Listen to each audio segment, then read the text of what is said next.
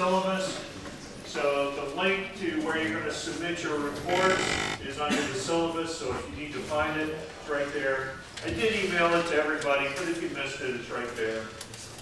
One other thing, I don't think I ever explicitly told you how your grades can be calculated. It's going to be the average of your lab reports. So if we do 4 or 5 lab reports, average them up, there's your grade. So just so it's okay. Today, psychrometrics, relative humidity, wet and dry bulb temperature, dew point, all that good stuff. That is going to be the subject matter for our next lab. So let's start off with some fundamentals and some background. So I draw a 1-inch square on the floor, folks. What is the weight of the column of air from that 1-inch square on the floor to the International Space Station? Come on, this is easy. This is really, really easy. Hey, ding, ding, ding. So what is that?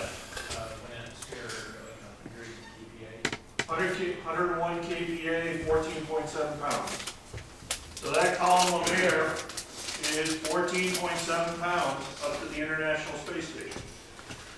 Okay. So now, let's imagine I use my magical lab manager powers. And I reach into that column of air, and I pick out atoms. And I put all the oxygen atoms down at the bottom. And then I reach into what's left, and I grab all the nitrogen atoms. And I put those next in the stack. And then I grab all the argon. Yeah, the argon's over here. Put that right there. So I end up with something like this.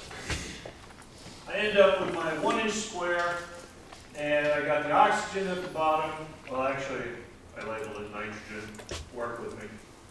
So I got the nitrogen, the oxygen, the argon, and all the other stuff, all stacked up, and it all weighs 14.7 pounds.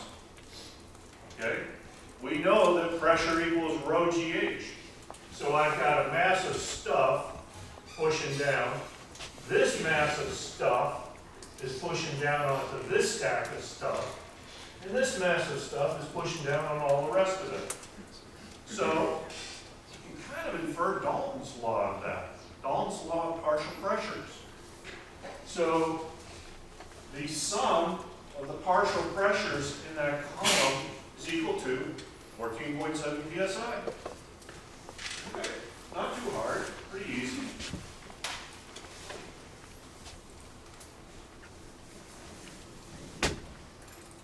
But we live on a watery planet. Okay, this is all great. I didn't put any water vapor in that yet. So we got oceans, we got lakes, we got ponds, we got rain squalls. So there needs to be some water in there. So at 72 degrees, I've got to push all of this out of the way with 0.388 psi. So that is the pressure of saturated water vapor at 72 degrees. If I drop the temperature, I get a rainstorm. If I raise it, the relative humidity goes down.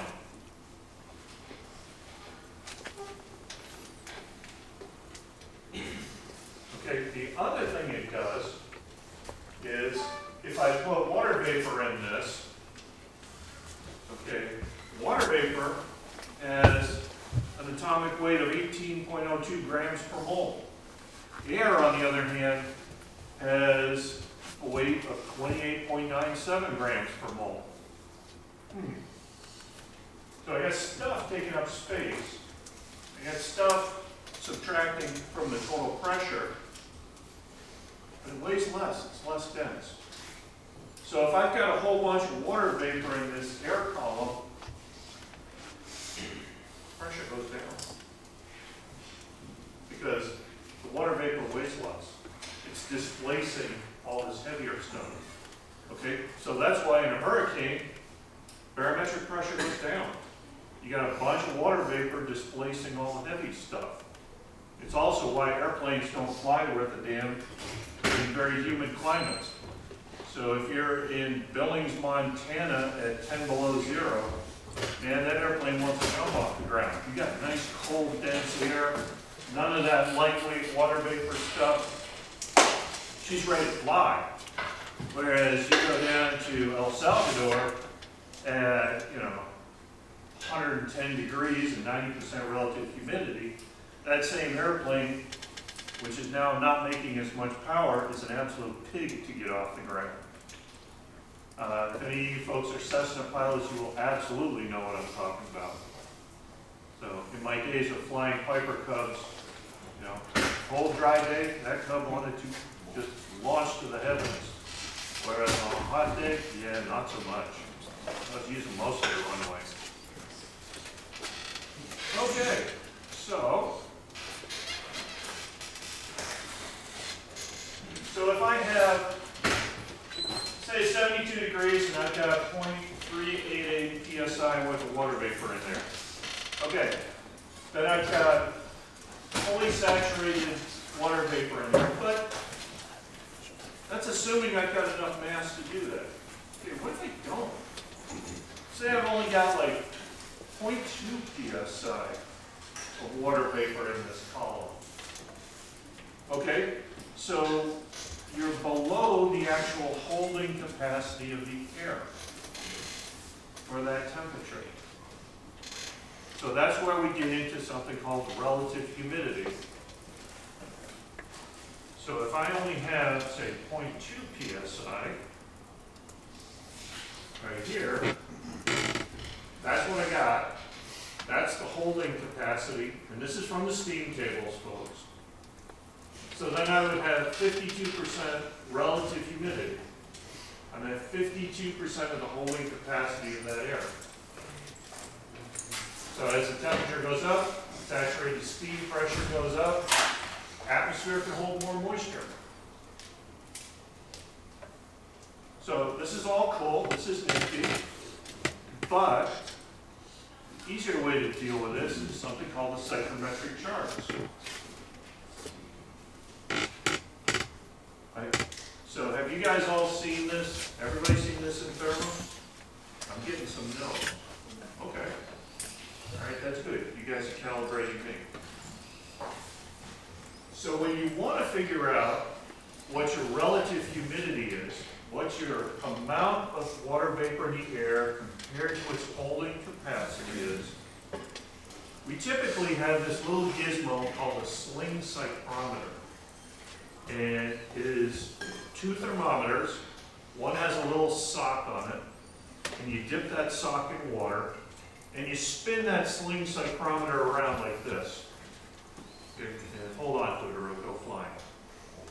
And what you're going to see is that there's a difference between the bulb with the sock on it that's wet and the dry thermometer.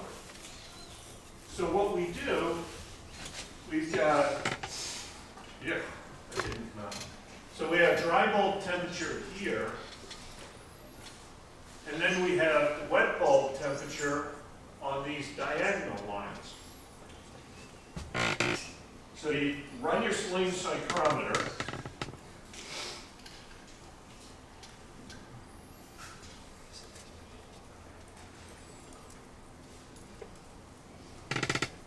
so you take the dry bulb temperature, that's the red line, take the wet bulb, you go up to the intersection, and these curvy lines, these are your relative humidity lines. So there's 40%, 50%, 60. I mean, typical, like right now if we go outside, it's probably like 70%. That's typical, comfortable. It's not so dry I'm getting a nosebleed, but we don't have condensation all over the windows. Okay, so typical, you're going to be up here somewhere in the 70s. And it's this intersection point, that's where you read off your relative humidity.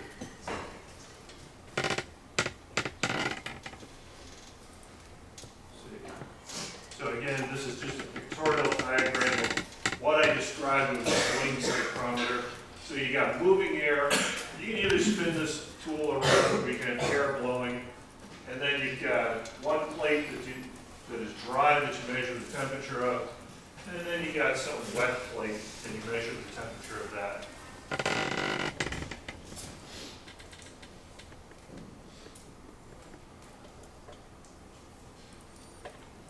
So if I have my psychrometric chart,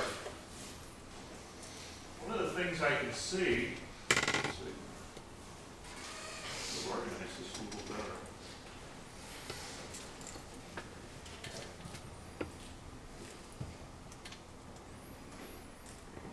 So if I drop my ambient temperature, then if I come back to, let's say it's 75 degrees out, and I drop my temperature on the dry bulb, so I can come back here. This is my saturated vapor line. This is actually the line from the steam tables right here. So if I come straight back, if I come down to about 62 degrees, okay, that's when I'm going to get condensation. I'm going to get rain. I'm going to get fog on the windows of my car, something like that. So it's very useful for saying, when am I going to start getting condensation? What's the amount of water in the air?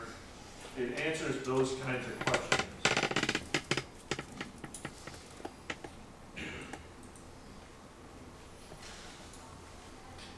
Okay, so one common misconception I want to go over. The wet bulb temperature from this, okay, this temperature is not your dew point temperature. Okay. So it will give you something a little higher because you're evaporating the water off, but you've got the influence of the specific heat of all the air passing by. So this is not your dew point. That can mess up things when you're trying to make calculations. Okay, so let's use this. So let's say that I got a warehouse in Phoenix, Arizona. It's really dry out. And I want to cool my warehouse because my workers are unhappy. Well, what you can do is you can just spray water into the air, let it evaporate. We saw from the demonstration last time that if I just evaporate water and I cause that phase change, it's an energy absorbing process. So let's say, here's my 90-degree line, dry bulb. So this is my actual temperature that I measure on a dry bulb. And here's my warehouse temperature. So now I inject a bunch of water into the air. You know, I got some atomizers. I think we actually had these at Pratt & Whitney out in the shop.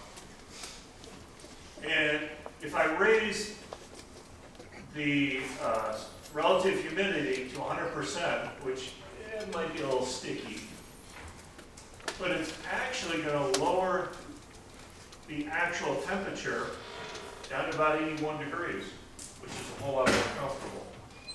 A little clammy, but okay, it's more comfortable. So you can do refrigeration just by injecting water into the air, which is kind of nice.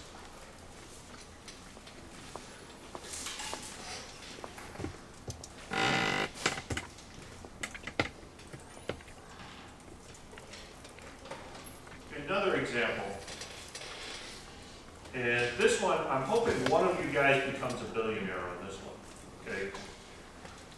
The world has a really bad water shortage, okay? And we're seeing this in the Southwest, we're seeing this in South Africa, we're seeing it in a lot of places.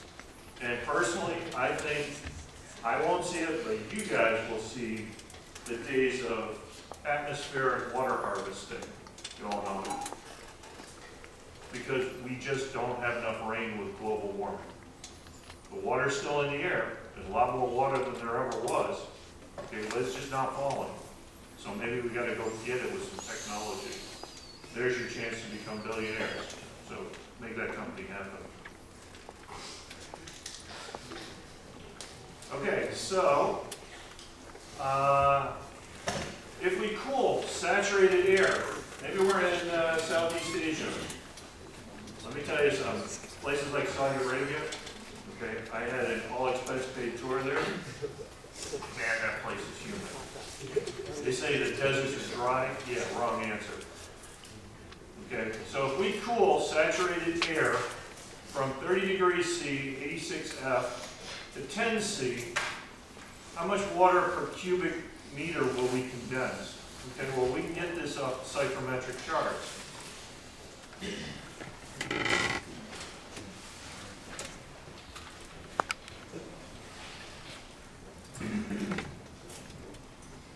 Well, let's see, here's my 30-degree ambient. And here is my humidity ratio over here. This is the amount of water in the air per cubic meter. So I'm going to start off up here at 0.02, call it 7. And if I cool it down with a refrigeration unit down to 10 C, that humidity ratio is going to come down to 0.007.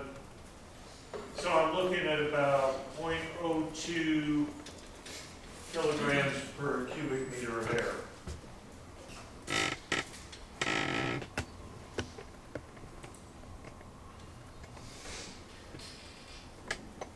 And you can also get the energy required off the psychrometric charts.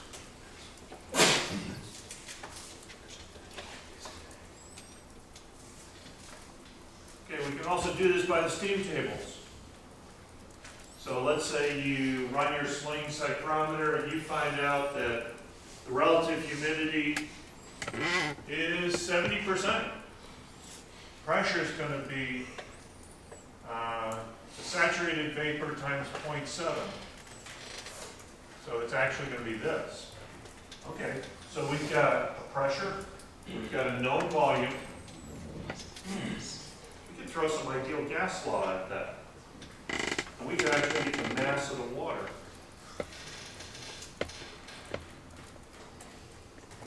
So applying the ideal gas law, PD equals nRT.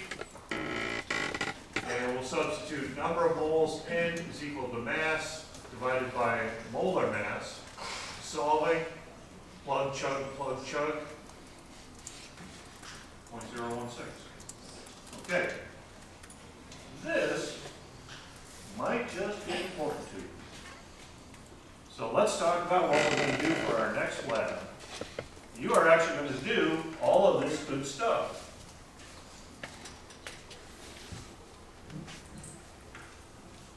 You're going to tell me what the mass of water vapor is in Berlin 233.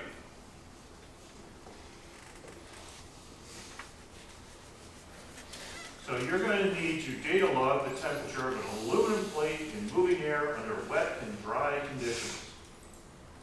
So you're going to wire it up just like you did before. So we're going to do one channel of data logging.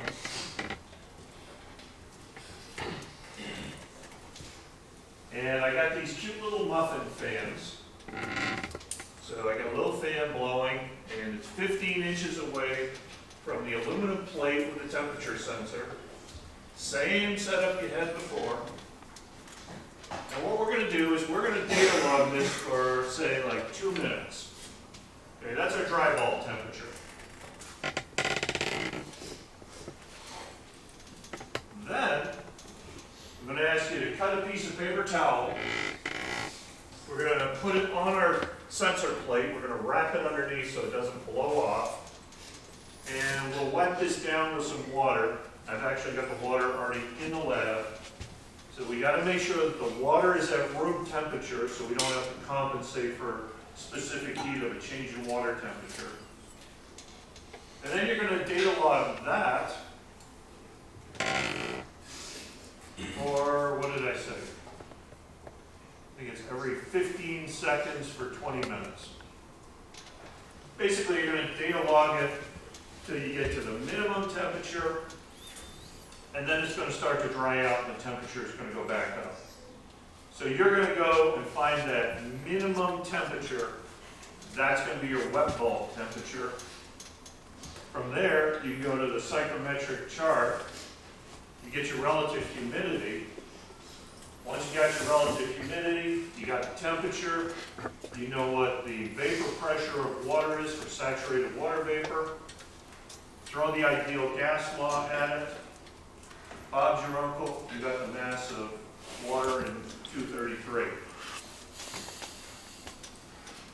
So, for the next lab that we're going to do next week, I did not want to do back-to-back labs, folks, okay, but the rainy day screwed it up for us. Hopefully we'll get back on track.